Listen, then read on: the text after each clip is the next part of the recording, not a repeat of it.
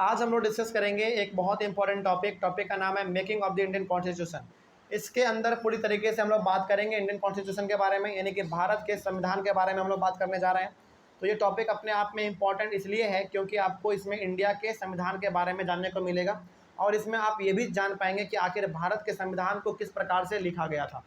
सबसे पहले कुछ बातें हैं उसके बारे में हम लोग पढ़ लेते हैं। देखिए लिखा हुआ है, the making of the constitution for a huge and diverse country like India was not an easy task. देखो, भारत के संविधान को लिखना आसान बात नहीं था, बिल्कुल आसान बात नहीं था, क्योंकि भारत में अभी देखा जाए तो कितना हमारे पास 28 स्टेट्स हैं। सोचो, यानी कि 28 राज्य हैं हमारे पास, और साथ ही साथ अलग अलग प्रकार के लैंग्वेज बोलने वाले लोग, अलग अलग रिलीजन को बोलने वाले लोग, अलग अलग कॉस्ट्यूम पहनने वाले, अलग अलग खान पान को फॉलो करने वाले लोग, यानी कि इंडिया बहुत ही डाइवर्स कंट्री है।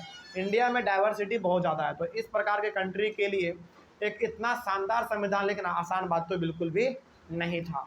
लेकिन इसके बावजूद भी इतना शानदार संविधान कैसे लिखा गया, इसी के बारे में हम लोग पढ़ेंगे। थोड़ा और आगे बढ़ते हैं। The country was born through a participation on the basis of religious differences. हमारा भारत जो है ना, एकदम बिल्कुल एक खतरनाक पार्टीशन के बाद बना है। इंडिया और पाकिस्तान का बंटवारा जब हुआ, देखो पहले इंडिया और पाकिस्तान और बांग्लादेश तीनों एक था। इंडिया, पाकिस्तान और बांग्लादेश तीनों एक था। पहली बार इंडिया और पाकिस्तान अलग हुआ, और उस समय पे जब पाकिस्तान अलग हुआ ना, तो पाकिस्तान और बांग्लादेश जो आप देख रहे हैं वो दोनों पहले एक हुआ करता था। आपको लग रहा होगा कि सर पाकिस्तान हमारा वेस्ट साइड में पड़ता है, बांग्लादेश हमारा ईस्ट साइड में पड़ता है और बीच में हमारा इंडिया है, फिर कैसे एक था? नहीं, एक था, दोनों एक था। बिल्कुल बीच में इंडिया था, लेकिन दोनों अपने आप को पाकिस्तान ही मानते थे। लेकिन बाद में इन्होंने भी अपने आप को अलग कर लिया। क्यों अलग कर लिया मालूम है? क्योंकि बीच में इंडिया पड़ता था। उनको लगा ना कि भाई हम जब दोनों एक ही हैं, बांग्लादेश और पाकिस्तान एक ही है, तो फिर हम यहाँ पे आएंगे जाएंगे कैसे? बीच में इंडिया पड़ जा रहा है, इसलिए क्या करो, पाकिस्तान को भी दो अलग अलग हिस्सों में बांट दो। तो सबसे पहले क्या हुआ, इंडिया और पाकिस्तान अलग हुआ, और बाद में पाकिस्तान और बांग्लादेश अलग हो गया। ठीक है, इस बात को आप याद रखेंगे। तो पहले इंडिया, बेसिकली इंडिया, बांग्लादेश और पाकिस्तान एक ही हुआ करता था। तो इन सभी को बंटवारा करके अलग अलग कंट्री बना दिया गया। तो हमारा इंडिया वहीं से पैदा हुआ है। ठीक है, मतलब इंडिया का नाम हमने वहाँ से अलग कर लिया कि हाँ ये हमारा इंडिया, लेकिन इंडिया का हिस्ट्री तो बहुत पुराना है। ठीक है, खैर आगे बढ़ते हैं। यानी कि इंडिया का एक पॉलिटिकल बाउंड्री जो हमारा फाइनल तैयार हुआ वो आज़ादी के बाद ही तैयार हुआ। आगे, about 10 lakh people where killed on both sides of the border India and Pakistan in partition related violence. सोचो, जब हमारा इंडिया और पाकिस्तान का बंटवारा हुआ, उस समय पे कुछ लोग इंडिया से पाकिस्तान जा रहे थे और कुछ लोग पाकिस्तान से इंडिया आ रहे थे, क्योंकि उनको मालूम था भाई बंटवारा हो रहा है देशों का, तो जहाँ एक बार जाके रह जाओ वहीं पे तुम वहाँ का निवासी हो जाओगे।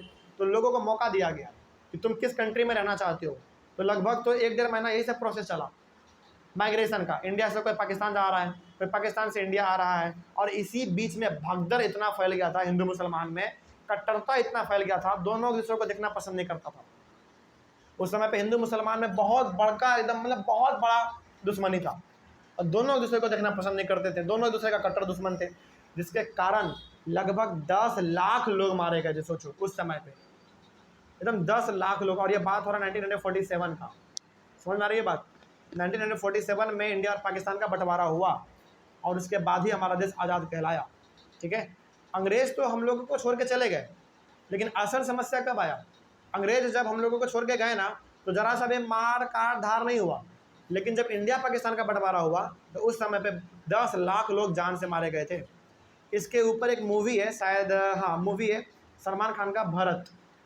उस मूवी को कभी आपको मौका मिले ना, भरत या फिर भारत नाम ऐसा ही कुछ है, उसको कभी मौका मिले ना आप देखिएगा।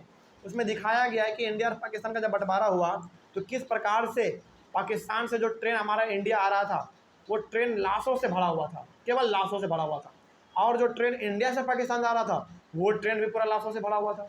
ये उसमें दिखाया गया उस मूवी में। खैर आगे मिले, टाइम मिले तो देखिएगा, कभी आपको मौका पता चलेगा।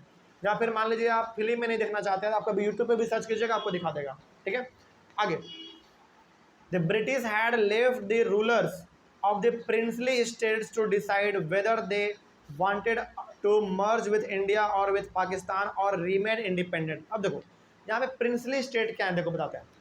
हमारे इंडिया में जब अंग्रेज रूल कर रहे थे ना, तो अंग्रेज़ों का रूल हर जगह पे नहीं था।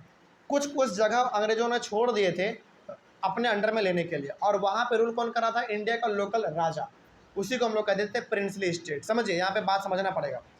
क्या बात है यहाँ पे? बात ये है कि अंग्रेज़ जब हमारे इंडिया में रूल कर रहे थे तो उन्होंने पूरे इंडिया पे रूल नहीं किया, कुछ कुछ हिस्सा उन्होंने छोड़ दिया, और जो कुछ कुछ हिस्सा उन्होंने छोड़ा था ना, वहाँ पर रूल कर रहा था कौन? हमारे इंडिया का ही छोटा मोटा लोकल रूलर, यानी कि राजा, उसी को हम लोग कहते थे प्रिंसली स्टेट।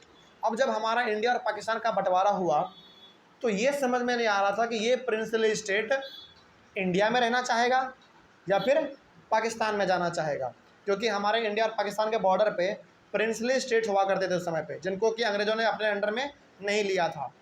तो वो प्रिंसली स्टेट थे, तो उनके बारे में ना बहुत कन्फ्यूजन था इंडिया और पाकिस्तान दोनों को कि ये किसके अंदर में आएगा, इंडिया के अंदर में या फिर पाकिस्तान के अंदर में। तो जब हमारा देश बंटवारा हुआ तो उनसे पूछा गया, प्रिंसली स्टेट के राजा से, कि भाई तुम किधर जाना चाहते हो, इंडिया की ओर या तुम पाकिस्तान की ओर?